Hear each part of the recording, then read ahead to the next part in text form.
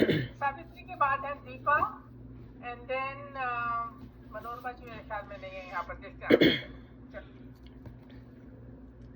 नमस्कार, धन्यवाद मुझे मौका देने के लिए। आवाज़ तो ठीक आ ही रही होगी, कोई शक नहीं है। ठीक है।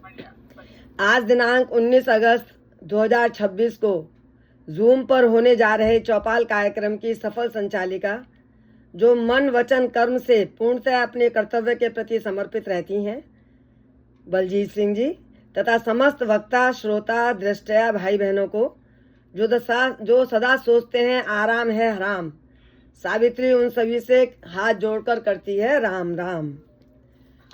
हर भारतवासी जानता है देश की आज़ादी, तिरंगा और शहीदों के बारे में, फिर भी ऐसी कुछ जानकारियां हैं जिन्हें बार बार सुनने को से ज्ञानवर्धन होता है।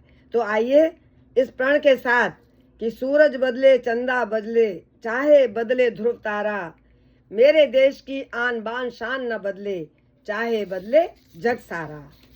इन्हीं शब्दों के साथ हम आगे बढ़ते हैं कि 15 अगस्त भारत का 80वां स्वतंत्रता दिवस हम मना रहे हैं।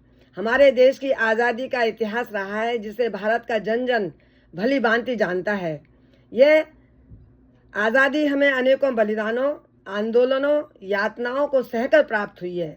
उन शहीदों को नमन करना हमारा प्रथम कर्तव्य है जिनके जीवन बलिदानों से यह प्राप्त हुई है। हमारी बहन बेटियों की गोद मांग सूनी हुई, उन सब के प्रति आभार व्यक्त करते हुए इस आज़ादी को बरकरार रखने के लिए हम कृत संकल्पित रहेंगे। अपना तन मन धन देकर भी इसकी शान बरकरार रखेंगे। किसी ने सच कहा है कि जिंदगी जब बेहतर होती है जब हम खुश होते हैं। जिंदगी जब बेहतर होती है जब हम खुश होते हैं। बेहतरीन जब होती है जब हम चौपाल में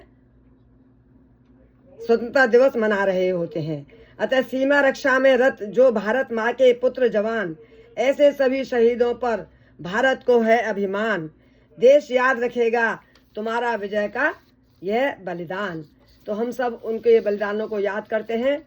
इनके साथ ही मैं तिरंगे की जानकारी आपको देना चाहती हूँ, शायद आप सबको पता भी होगा, जो हमारे देश का प्रतीक है। इसकी चौड़ाई और लंबाई का अनुपात 2+2 अक्षर से 3 है। यह 3 रंग का देश का गौरव है।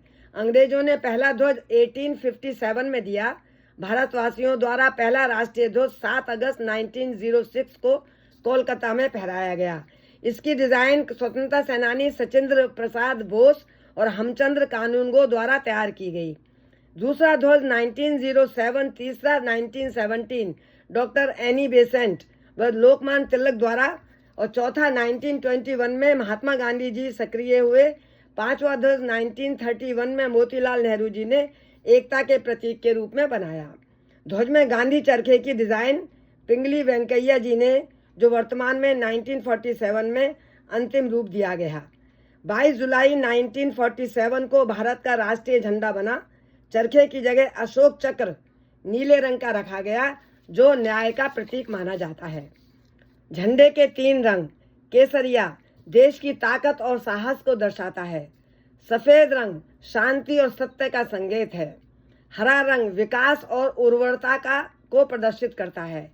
इसका प्रारूप सारनाथ मंदिर में अशोक के सिंह स्तंभ पर बने चक्र से लिया गया है। चक्र में 24 धारियां हैं, जो मानव के 24 गुणों को दर्शाता है। वे 24 धर्म मार्ग भी कहलाते हैं। मैं केवल आपको नाम पढ़ूंगी, अर्थ नहीं बताऊंगी। वो 24 धारियां इस प्रकार परिलक्षित की गई हैं: संयम, शांति, शील, क्षमा, मैत्री, संगठन, समृद्धि, सुरक्षा, समता, नीति, सहकार्य, अधिकार, आरोग्य, त्याग, सेवा, प्रेम, बंधुत्व, कल्याण, उद्योग, नियम, अर्थ, न्याय, कर्तव्य और बुद्धिमत्ता। इस प्रकार ये 24 धारियों को रिलेट किया गया है। तो इस तिरंगे के लिए हम बचपन से जो गीत गाते जा रहे हैं, गा रहे हैं और गाते रहेंगे कि विजय विश्व तिरंगा प्यारा, झंडा ऊंचा रहे हमारा, सदा शक्ति बरसाने वाला, प्रेम सुधा सरसाने वाला, वीरों को हर्षाने वाला, मातृभूमि का तन मन सारा, झंडा ऊंचा रहे हमारा झंडा ऊंचा, रहे हमारा। धन्यवाद। जय हिंद, जय भारत।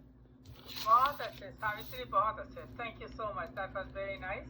तो अभी आगे आगे बढ़ते हैं। तो आगे है दीपा जी और उसके बाद है सुषमा। Deepa and then Sushma. दीपा आ गई।